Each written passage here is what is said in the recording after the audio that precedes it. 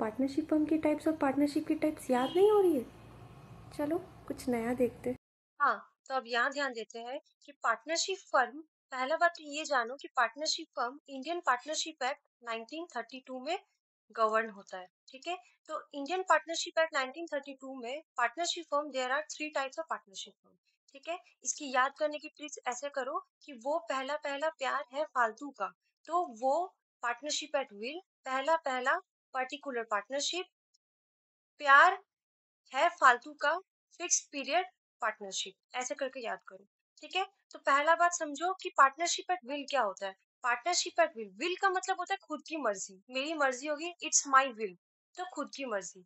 तो partnership at will बोलता है कि ये इनडेफिनाइट पीरियड के लिए गवर्न होता है, मतलब इसका कोई सर्टेन पीरियड नहीं है, कभी भी ये बंद हो जाएगा, कितना टाइम के लिए ये भी पता नहीं है, कोई सर्टेन नहीं है। It can dissolve by any partner at any time by giving notice, notice देके कभी भी ये पार्टनरशिप फर्म डिसॉल्व हो सकती है। इसकी कोई स्पेसिफिक ड्यूरेशन भी नहीं है, कोई पर्पस भी नहीं है, बस मन हुआ बना लिए फर्म, मन हुआ डिसॉल्व कर दिए। नेक्स्ट आता है particular partnership. Particular partnership word पे ध्यान दो, पर्टिकुलर मतलब एक स्पेसिफिक पर्पस के लिए है, एक स्पेसिफिक पर्पस के लिए, form for a specific project और वेंचर। मतलब क्या, जैसे एक डैम कंस्ट्रक्ट हो रहा है तो एक पार्टनरशिप फर्म उस पर्पस के लिए बनी है। नेक्स्ट रोड कंस्ट्रक्ट हो रहा है, बिल्डिंग कंस्ट्रक्ट हो रही है, तो एक पर्टिकुलर प्रोजेक्ट के लिए automatic dissolve once the task is completed. जब ये प्रोजेक्ट कंप्लीट हो जाएगा, टास्क कंप्लीट हो जाएगी, ऑटोमेटिक डिसॉल्व हो जाएगी।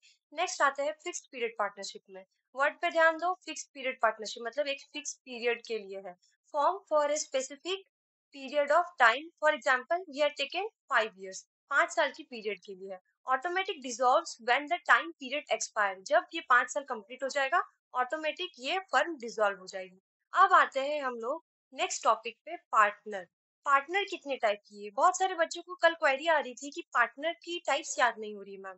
तो पार्टनर की टाइप को याद करने के लिए ऐसे सोचो कि आशिक सोचता सोचता निकल गया मुंबई, याद करने की ट्रिक है। तो आशिक एक्टिव पार्टनर, सोचता स्लीपिंग पार्टनर, सोचता सीक्रेट पार्टनर, निकल nominal partner, Mumbai minor partner. अब एक्टिव पार्टनर, नाम पे ध्यान दो, एक्टिव मतलब वो बहुत एक्टिव है। एक्टिव पार्टनर मतलब who actively participates in the management of the firm, firm के मैनेजमेंट में एक्टिवली पार्टिसिपेट करता है, उसकी अनलिमिटेड लाइबिलिटी है, कैपिटल भी कंट्रीब्यूट करता है और पीएल में अपना शेयर भी लेता है। Next sleeping partner, sleeping partner कौन है, जो स्लिप में है, स्लिप मोड में है, हु डज नॉट पार्टिसिपेट। ठीक है, contribute equal amount of capital, ये भी कंट्रीब्यूट कर रहा है पर ये पार्टिसिपेट नहीं करता है। ठीक है, get share in PL, PL में अपना शेयर भी मांगता है ये। नेक्स्ट आता है सीक्रेट पार्टनर, जो अननोन है, जिसकी आइडेंटिटी आउटसाइडर्स को नहीं पता होता है, वो सीक्रेटली है। ठीक है, next nominal partner lends his name and reputation for the benefit of the firm. जैसे मान लो कि हम अपने कोचिंग में अमिताभ बच्चन को एक नॉमिनल पार्टनर बना लिए, तो अमिताभ बच्चन का नेम एंड फेम से ज्यादा स्टूडेंट मेरे पास आएंगे, तो इसको बोलते हैं नॉमिनल पार्टनर। इसकी कोई कैपिटल कंट्रीब्यूशन नहीं रहती है, no participate in the management, but profit की कंट्रीब्यूशन इसकी होगी, प्रॉफिट इसको मिलेगा। ठीक है, एज माइनर पार्टनर होता है, as minor is not allowed to be partner according to partnership act.